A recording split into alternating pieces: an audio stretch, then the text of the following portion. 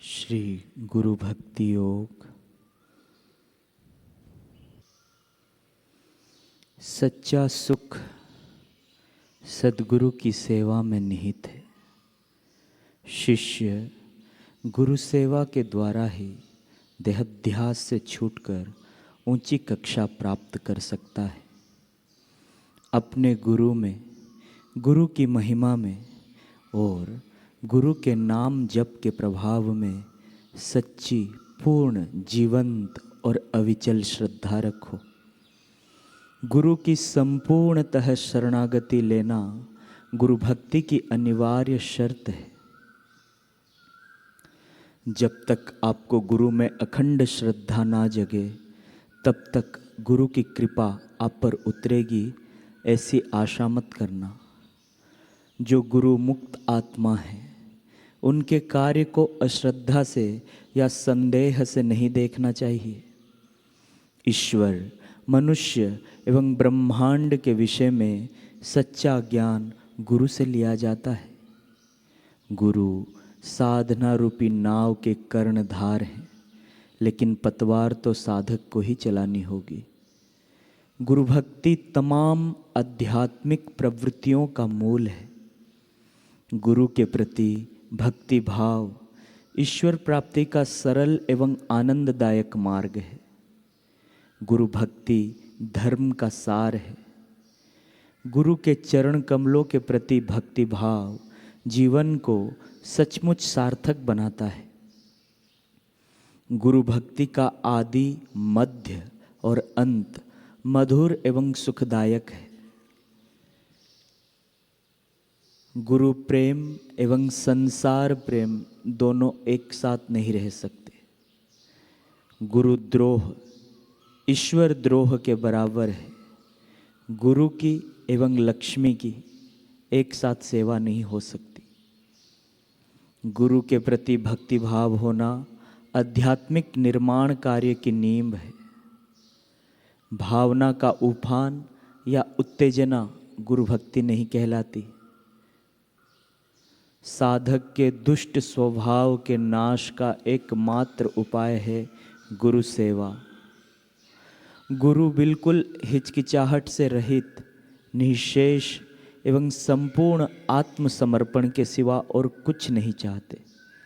जैसे प्राय आजकल के शिष्य करते हैं, वैसे आत्मसमर्पण केवल शब्दों की बात ही नहीं होनी चाहिए। गुरु को जितनी अधिक मात्रा में आत्मसमर्पण करोगे, उतनी अधिक गुरु कृपा प्राप्त करोगे। प्राचीन काल में एक आयोत धौम्य नाम के ऋषि थे। उनके सुरम्य पवित्र आश्रम में बहुत शिष्य रहते थे।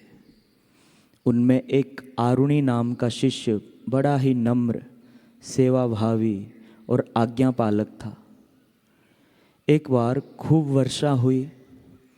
गुरु ने आरुणि को आश्रम के खेतों की देखभाल के लिए भेजा। आरुणि ने खेत में जाकर देखा कि खेत का पानी तो सीमा तोड़कर बाहर निकला जा रहा है। थोड़ी देर में तो सब पानी खेत की सारी पाल को तोड़ देगा और मिट्टी बह जाएगी। आरुणि ने कमर कसी।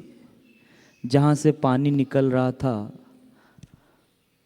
वहाँ मिट्टी डालनी शुरू की, परंतु पानी का बेग सब मिट्टी बहा ले जाता।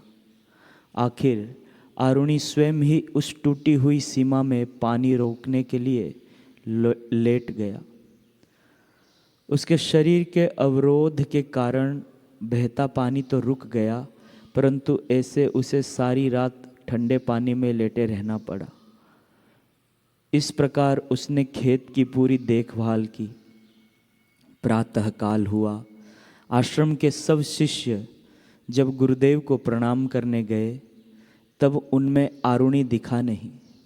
गुरु शिष्यों को साथ लेकर आरुणि को ढूंढने खेत की ओर गए और पुकार लगाई, आरुणि, आरुणि।